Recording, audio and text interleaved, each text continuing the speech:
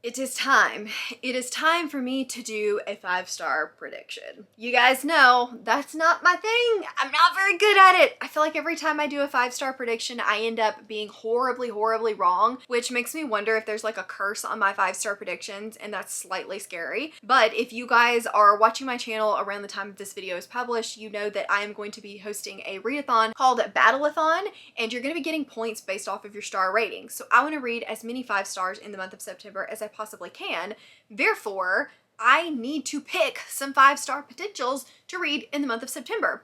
So I have a huge stack of books here, of books that I think could at least be 4 or 5-star potential, based off of nothing more than sometimes vibes. Sometimes they're sequels of books that I gave 5 stars to, and sometimes I've heard other people have given them 5 stars that I trust. I'm scared. I'm very scared. 5 stars are hard for me. I avoid that prompt on the TBR Bluff board because, like, it's so hard. How do I know? How could I possibly know? This is going to include all of the genres: fantasy, romance, mystery, thriller, horror, science fiction, and fantasy. In this, everything is fair game. I don't know if I have one for everything, but I did look through all of my potential options of books that I currently own that are 5-star predictions. So I guess without further ado, let's just jump in and see what I managed to find. Okay, so first up we have one that is a newly acquired book. It was a little bit of based off of the description, a little bit based off of just how pretty it is that I did decide to buy it. But this is the Broken Binding edition of The Sons of Darkness by Gaurav Mahatni. It's absolutely gorgeous. Like, I love this book, but I do think that it sounds really, really good too. So honestly, this description is a little bit intimidating, so I may just read it to you guys really quickly. I'm going to try not to do that for every book. But this is like compared to Game of Thrones, and it says some ballads are inked in blood. Bled dry by violent confrontations with the Empire, the Republic simmers on the brink of oblivion. The senator and his third wife put their plans in motion, both within the Republic's blood-soaked borders, to protect it from total annihilation. And then we have Mati, who is a pirate princess, and she's decided to mend her ways and become a good wife, but old habits die hard. Your returned torturer limps through the path of daggers. Meanwhile, his foes and woes multiply, leaving little time for vengeance. Their lives are about to become yet more difficult as a cast of sinister queens, naive kings, pious assassins, and ravenous priests are converging where the Sons of Darkness is prophesied to rise, even as forgotten gods prepare to play their hand. It sounds really cool. I like gods. I like a revolution type story. Hopefully this will be really interesting. It's quite chunky, but I'm really looking forward to it. Then we have one purely based on vibes, and that is The Helm of Midnight by Maria Lassiter. This one has been sitting on my shelves for I don't even know how long. It's been way, way, way too long, but I don't know why. I just haven't picked it up yet. This one is a futuristic world about a potential serial killer and a deadly heist, and it just sounds super interesting. I like heist. I like serial killers, so what can go wrong? I feel like this is at least going to be something I enjoy. However, I have heard nothing about this author, so again, this is purely a vibes pick. And then we have Suffer the Children by Craig DeLuey. This is one that I picked up just because it sounds really, really creepy and cool, and I'm hoping to enjoy it. It features a kind of vampires, baby vampires, and like literal baby vampires, and that just sounds really interesting, and I want to give it 5 stars, so it's a 5-star prediction. There are just too many mouths to feed, and it's an ordinary day when all of the babies and the infant children start to die, but then parents are overjoyed because they come back.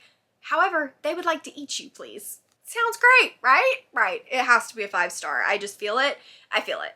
Next up is another fantasy, and it's cheating just a little bit because I did give the first book in the series 5 stars, so I'm hoping that I will continue to give the books in the series 5 stars, and that's The Hawkling by Rebecca Zahavi. The first one is The Collar Bound, and I really enjoyed the world building in that one. It is a type of revolution story. We have a nest and kind of a sort of school setting where people are learning about magic, and I just really enjoyed that book, and I'm hopeful that I will also like this one. It is pretty short. It is part of a trilogy, and the last book just left me wanting more, so hopefully this book really delivers on that because I am so excited to read it. Then ignore the 20% off sticker, but we have The Will of the Many by James Islington or Islington. You guys are probably looking at this going, Mel, did you forget that you hated the Lycanius trilogy? No, I didn't. No, I didn't. Cassidy loved this one when she read it recently, and Erin from Booked and Busy also loved this one when she read it recently. Two people that I feel like I do have pretty similar reading taste to, and two people that I'm not sure just loved Lycanius. So I'm hopeful that I like this one. I know it involves a school setting. I know it's been inspired by Roman culture and Roman lore, and I'm looking forward to it. It's about a young fugitive who uncovers mysteries and world-changing secrets, and it's about an academy, and I'm really hopeful. I never thought that I would be giving a James Allington a 5-star prediction, but here we are. It is an epic fantasy. It is quite chunky. I do expect there to be some moments where I'm just like, and it to be extremely fast-paced, but I'm hopeful to really, really love this one. Next up is a fantasy romance, and that is Song of the Marked by S.M. Gaither. I don't know a ton about this one other than it is compared to Sarah J. Maas, A Court of Thorns and Roses. I have heard it compared to Serpent in the Wings of Night, and it does have an enemies to lovers banter type romance. So I'm hoping that all of those things will make this a 5-star prediction for me. Again, those are some of the things that you saw on my handy dandy little list of things that I tend to give 5 stars. This one is about old gods and a mercenary who is trying to buy medicine for her ailing family member, and the king offers her a job himself. She has to work though with the arrogant captain and the mysterious right hand. The lands are brimming with old magic. The bodies are starting to pile up. I just think that it's going to be good. I do know that I think Kaylee really, really liked this one and then really hated the sequels, so that does make me a tad bit nervous, but this first one just sounds super interesting, and I've been looking for a new, really good fantasy romance. Then we have another sequel, and that is Vengeful by V.E. Schwab. I don't know why I have not read this book yet. I think I thought that it was not a direct sequel to Vicious, which I'm not really sure why I thought that, and I liked Vicious a lot. But I've just been putting this off and I don't know why. So I think now is the time for me to potentially read this book. This is the follow-up to, like I said, Vicious, which is a anti-superhero type story. This is one of those books that does bring science into the world building, which again is something that you guys know that I really enjoy in books. And it does have morally gray characters, which is also something that I really enjoy. I think this one has a female lead, so I'm hoping that means she is a strong, snarky female lead. I'm just really looking forward to it. Hopefully, fingers crossed, I love it. Then we have an indie that I don't really know why it's a 5-star prediction other than vibes, but it sounds really, really good, and that's No Heart for a Thief by James Lloyd Doolin. This one's one that's been on my TBR, I feel like forever now, although I don't think it's been that long, but it's just one that I've been highly anticipating, and it's a 5-star prediction just because I want to read it so badly. It says, "We are the stories we tell ourselves, even the lies." And I just think that that tagline, it sounds super cool. There are great spirits, there is a thief, there are loyalties and lies, and it looks like deceit. It just sounds really good, and I'm hopeful that I love it. Then I'm gonna regret putting this one on. I don't really know what it's about at all, and I'm probably not really going to be able to tell you, but I do know that it involves a revolution, which you guys know that I quite enjoy, and I think it has a really cool world and culture to it, and that's The Grace of Kings by Ken Liu. This is one that I've seen so many people really, really enjoy or hate. Like, there's no happy medium, I feel like, to this. I do know that he has a very wordy writing style, which concerns me a little bit, but I also hear that he is a masterful storyteller, and so I'm hoping that I still really enjoy this book. Full disclosure, I have read the first prologue-ish to it, really, really enjoyed it, so I'm hopeful.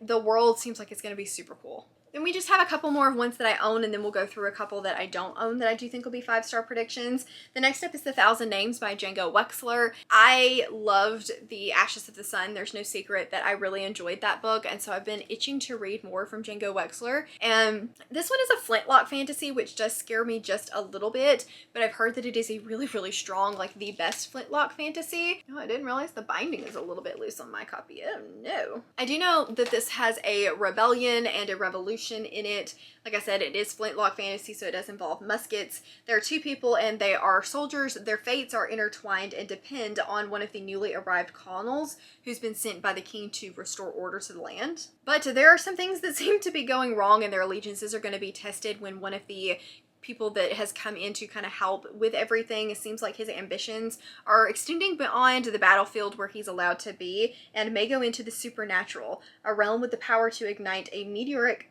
rise, reshape the known world, and change the lives of everyone in its path. It just sounds good. Like I said, I really enjoyed the world building and the characters in Django Wexler's Ashes of the Sun series, so I'm really hoping that this one works well for me. And then the last two, I have a final book in a series, and that is Death's Beating Heart by Rob J. Hayes. This is the final book in the World Eternal series. I feel like the reason it's a 5-star prediction is because of Eska, and insert here if you have read the series, but that is a spoiler for me to tell you the other reason that I think this will be a 5-star. Loved the first book. It follows Eska, who is a mage, and she was a mage for the kingdom that was overthrown, so she gets thrown in this like underground prison and has to get her way out. Is a very, very basic description of this book, but I loved the first 4 books in this series. I cannot wait to continue and finish out Eska's journey. And then last but not least is The Emperor's Blade by Brian Stavley. This one again is kind of vibes. It just sounds good, and so I'm hoping it'll be a 5-star. I don't really know a lot about this book. I do know that it is well received by the people that have read it, so I'm again hopeful that I enjoy this one. It has a revolution, which again is something that you guys know that I like. It has gods, which is something theoretically I think that I like, although I don't really have a lot of 4 and 5 stars to back that up. It is about an emperor who died and his sons and daughters were scattered across the world, but they have to somehow stay alive and unmask the assassins. We have Caden, who is the heir to the throne, and he spent all of his time sequestered in a monastery, learning the disciples of the monks to the blank god. And then we have Valen, who is undergoing the brutal training of the Katal, which is training elite soldiers. And then at the heart of the empire, we have Adrene, who is elevated to her station by one of the emperor's final acts, and she's determined to prove herself. So this is definitely multi-point of view, and that's something I don't remember looking at my 5-star audit. But typically, just kind of thinking, most of the books that I like are multi-point of view. So hopefully that is all good things for this one. I'm just hoping that this is a 5-star. Those are all of the books that I currently own that I think are 5-star predictions. Let me go through, I think 3 that I have arcs for that I also think will be 5-star predictions. Then we also have The Looking Glass Sound by Catriona Ward, which I've had a Catriona Ward that I absolutely loved, Needless Street, and then I've also had 1 or 2 that were just like okay, so I'm hoping that this will go back to being a 5-star for me. So this is set place in Maine, and it is about Wilder Hollow, who is writing the last book he thinks he's ever going to write. It's a story of a killer that stalks the small New England town and of the terrible tragedy that forever bonded him with his friends. And he is returning to town decades later in an attempt to recount these horrific summer events. But as he writes, he begins to think that his grip on the truth is slowly starting to fade. And the manuscript is starting to resonate a little bit too eerily with the present. He's even started seeing a dark-haired woman down by like the icy cottages, but nobody else can see her. No longer able to trust his own eyes, he begins to fear that he will not only be his last book, but the last thing that he ever does. It sounds really cool. I really, really want to read it, and I'm hopeful for it, but I am a little bit nervous. And then last but not least, we have Whalefall by Daniel Kraus. This is an underwater horror / sci-fi. I found out today as I was going to the bookstore that apparently it is shelved in sci-fi. But I have really loved underwater horror and underwater sci-fi. Into the Drowning Deep is one that I really liked. From Below I really, really liked. So that's something that I do definitely want to read more of. It says it's The Martian meets 127 Hours. I don't know what 127 hours is, but it's about Jay, who has given himself a fool's errand. He wants to find the deceased father. He wants to find the remains of his deceased father in the Pacific Ocean. He knows that it's a long shot, but he feels like it's his only way to lift himself of the guilt he's carried since his dad's death by suicide the previous year. He starts the dive and it goes well enough, but then there's the sudden appearance of a giant squid, and it's made infinitely worse by the arrival of a sperm whale looking to feed. Suddenly he's caught in the squid's tentacles and drawn into the whale's mouth, where he is pulled into the first of the 4 stomachs. He quickly realizes he only has an hour before his oxygen tank runs out and 1 hour to defeat his demons and escape the belly of the whale. I don't know how this is going to be sci-fi. I'm very curious to find out. It sounds like it could be a little bit of grief horror too, which is something that I'm wondering if I like.